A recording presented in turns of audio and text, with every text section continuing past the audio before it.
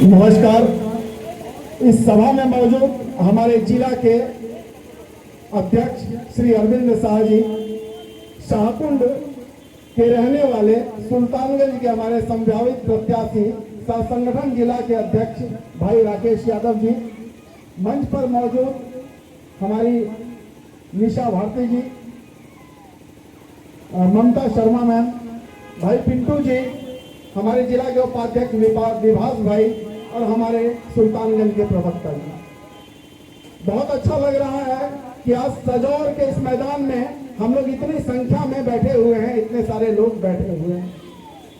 आज से 3 साल पहले जब यह अभियान शुरू किया गया था तब किसी ने सोचा नहीं था कि 3 साल के अंदर ही यह संभव हो पाएगा कि बिहार के गांव-गांव में कोई क्रांति इतनी जल्दी फैल जाएगी, बदलाव की बात लोग सोचने लगेंगे।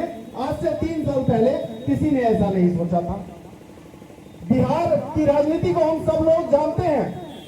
एक लंबे समय से हम लोगों को बांटा गया, बांटने की राजनीति यहाँ पर की जाती है। पूरे देश में हम और आप बदनाम हो चुके हैं इस बात के लिए कि बिहार में तो जात की राजनीति होती है।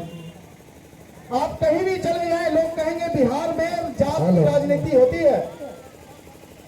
लेकिन सच यही है कि हमको और आपको बिहार में कभी जात के नाम पे, कभी धर्म के नाम पे बांट दिया गया और बांट के नेताओं ने अपना उल्लू खाली सीधा किया, जनता के हित को दरकिनार कर दिया गया।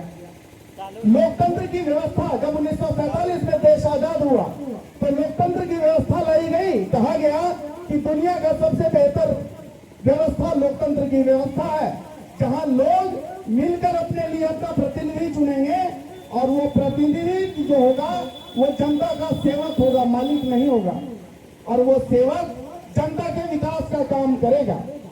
लेकिन हुआ इसके उलट। देश आजाद तो हो गया, गोरे अंग्रेज भाग गए, काले अंग्रेज आ गए, हमारे अपने भाई आकर बैठ गए।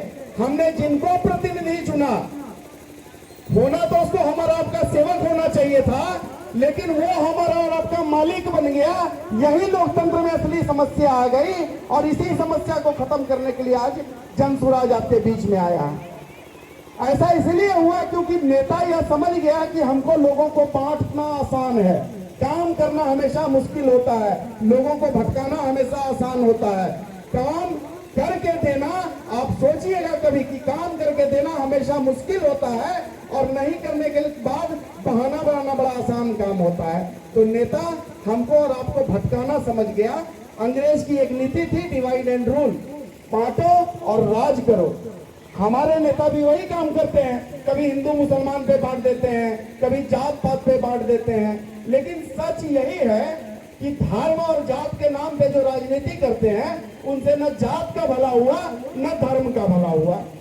अगर आप इस बात को समझिए कि लालू प्रसाद यादव, उदाहरण के लिए हम बात करते हैं, यादव समाज की बात करते हैं, कहते हैं हम यादवों के नेता हैं, लेकिन जब उनको चारा घोटाले में फंस गए और अपना मुख्यमंत्री का पद छोड़ना पड़ा तो यादव समाज का कोई योग्य आदमी को नहीं लेके आए।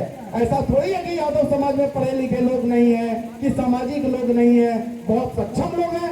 ऐसे ऐसे तो लोग भी है यादव में जिन्होंने समाज के लिए अपना काफी समय दिया, जो काफी ऊंचाई पे हैं। लेकिन लालू यादव ने किसी को मुख्यमंत्री नहीं बनाया, मुख्यमंत्री अपनी अनपढ़ पत्नी को बनाया और आज अपने बेटे को बनाने के लिए लाइन में लगे हुए हैं। इस बात को समझ लीजिए कि कोई भी जात की राजनीति करने वाला नेता हो, चाहे वो रामविलास पासवान हो, रामविलास पासवान के मरने के बाद पासवान समाज का कोई आदमी उस पार्टी का नेता नहीं बनता है, रामविलास पासवान का बेटा बनता है। तो एक बात बिल्कुल ध्यान से समझ लीजिए कि ये बात बिल्कुल जात और धर्म का करते हैं, लेकिन भला केवल अपना और अपने परिवार का सोचते हैं। इस बात को समझ लेना है हमको और आपको। इस बार अब तक यह होता था कि लोकतंत्र में हम कहते थे बिहार में कि भाई किसको वोट दोगे, कहता था क्या करेंगे भैया, अंधा में काना चुनना है, यही है जो है। राजद को नहीं देंगे तो भाजपा को देंगे, भाजपा को नहीं देंगे तो राजद को देंगे। कहे कि हमारे आपके पास विकल्प ही नहीं था।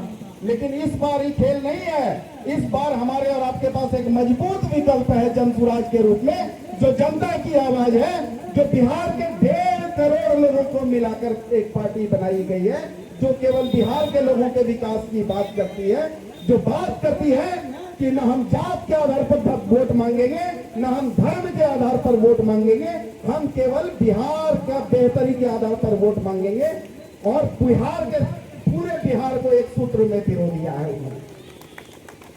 आप सोचेंगे हमारे नेता प्रशांत किशोर जी चुनावी रणनीतिकार थे, संयुक्त राष्ट्र संघ में नौकरी करते थे, बाद में आए चुनावी रणनीतिकार बन गए, नरेंद्र मोदी को चुनाव जिताने में मदद किया, देश में 14 राज्य सरकार को बनाने में उन्होंने सहयोग किया। इतना सहयोग करने के बाद जब बिहार में आए, नीतीश कुमार का सहयोग किया, नीतीश कुमार ने कहा कि हम आपका सहयोग चाहते हैं। उन्होंने बिहार का सर्वे किया और उन्होंने नीतीश कुमार को कहा कि नीतीश जी, बिहार के लोगों के लिए ये जरूरी काम है, इन जरूरी कामों को आप अपने घोषणा पत्र में डालिए और घोषणा कीजिए कि चुनाव के बाद जब हमारी पार्टी आएगी तो बिहार के लोगों के लिए इन कामों को करेंगे। नीतीश जी ने घोषणा पत्र में उन चीजों को डाला, चुनाव भी जीत गए। आज हम आप देखते हैं 7 निश्चय योजना प्रशांत किशोर जी का दिया हुआ है। ऐसे बहुत सारी योजनाओं को उन्होंने राज्य सरकार को सुझाया।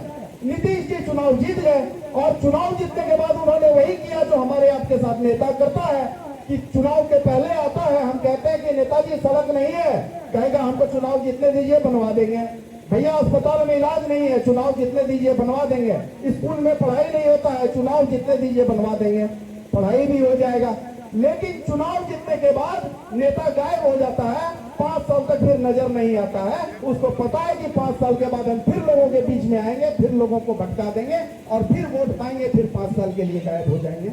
इस व्यवस्था को बदलने के लिए प्रशांत जी आए। नीतीश कुमार ने भी वही बात कहा कि नहीं, हम तो लोगों के साथ वादा किए थे और फिर अगले 5 साल के बाद जाएंगे नए वादे के लेके। प्रशांत जी ने कहा आपने जनता के साथ धोखा किया है, बिहार के लोगों के साथ धोखा किया है। इसके खिलाफ बिहार के गांव-गांव में उन्होंने घूमना शुरू किया, लोगों को जगाना शुरू किया, लोगों को यह बताना शुरू किया कि देखिए हमारी और आपकी बदहाली का कारण सिर्फ यह है कि हमको और आपको बांट दिया जाता है। जब वोट देने का समय आता है तो हम और आप अपने बच्चे की चिंता भूल जाते हैं, हम और आप अपनी चिंता भूल जाते हैं, अपने समाज की चिंता भूल जाते हैं और नेता को अपना सब कुछ मान के उसके भटकावे में आकर वोट दे देते हैं। यही हमारी और आपकी बदहाली का कारण है। जन स्वराज के रूप में एक विकल्प हमको और आपको इस बार मिला है। इस बार मिलकर बिहार में सत्ता नहीं व्यवस्था परिवर्तन की लड़ाई सुनिश्चित करेंगे। इसलिए क्योंकि आज तक हमने वोट दिया, वोट से भाजपा हटी तो राजद आया, राजद हटी तो जदयू आया, लेकिन इस बार पहली बार ऐसा होगा कि राजनीतिक दल नहीं बदलेगा, पूरा का पूरा काम करने का तरीका बदलेगा। हम और आप आज जब जाते हैं किसी सरकारी कार्यालय में, बिना भ्रष्टाचार के कोई काम होता है तो आप बता दीजिए, आप चले जाइए मोटेशन करवाने के चले जाइए, आय प्रमाण पत्र बनवाने चले जाइए, आप किसी भी तरह का कोई काम के लिए सरकारी ऑफिस जाइएगा, बिना घूस दिए काम नहीं होता है। आप शिकायत, आपके बीच में बहुत सारे सामाजिक लोग बैठे हुए होंगे जिन्होंने बहुत सारे लोगों की शिकायतें की होगी सरकारी कर्मचारी की, लेकिन शिकायतों पर कोई सुनवाई नहीं होती है। क्यों? क्योंकि लालू प्रसाद यादव का अपराधी राज खत्म हो गया, जिसको हम जंगल राज कहते थे, वो जंगल राज खत्म हो गया, तो नीतीश कुमार का अधिकारी राज आ गया और ये भी जंगल राज है। इस बात को समझ लीजिए। इस बार हम और आप मिलकर व्यवस्था परिवर्तन की लड़ाई को सुनिश्चित करेंगे। आज तक होता यह है कि लोकतंत्र में एक व्यवस्था होती है कि एक सत्ता पक्ष होता है, एक विपक्ष होता है। सत्ता पक्ष जनता के लिए नीति निर्धारण करता है, विपक्ष सत्ता पक्ष पे पैना नजर रखता है, देखता है कि कहीं कोई कमी है, कहीं कोई भ्रष्टाचार है, जनता के हित का अनदेखी किया जा रहा है, तो विपक्ष आवाज उठाता है। और बिहार में कोई विपक्ष ही नहीं है। आप देखिए हमारा और अपना आपका दुर्भाग्य क्या है कि हमको और आपको दिखाया मोदी जी को जाता है, वोट गिरधारी यादव को दे देते हैं, पलटी नीतीश कुमार मारते हैं, सरकार राजद की बन जाती है, हमारा और आपका वोट राजद में चला जाता है। और अगर राजद को वोट दिया तो नीतीश कुमार के पलटी मारते ही भारतीय जनता पार्टी की सरकार बन जाती है। ऐसे में हमारे और आपके वोट के साथ खिलवाड़ हो रहा है। इस एक वोट की ताकत को समझना होगा, क्योंकि यह सिर्फ एक वोट नहीं है, एक एक करके पूरे विधानसभा का वोट है। और अपने एक वोट का सदुपयोग इस बार हम और आप मिलकर करेंगे, बिहार के हित में करेंगे और ऐसी पार्टी को देंगे जो हमारे और आपके बच्चों के हित की बात करेगा, जो बिहार को बेहतर करने की बात करेगा।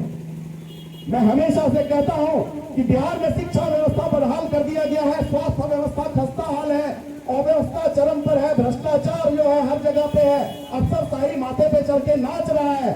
बावजूद उसके अगर हम और आप अपने बारे में नहीं सोचेंगे तो हमारे और आपके बारे में सोचने के लिए कोई दूसरा नहीं आएगा। इस बात को समझ लीजिए, इस बात को गांठ बांध लीजिए कि इस बार पहली बार हम और आप मिलकर बिहार में व्यवस्था परिवर्तन करेंगे, जन सुराज के साथ जाएंगे।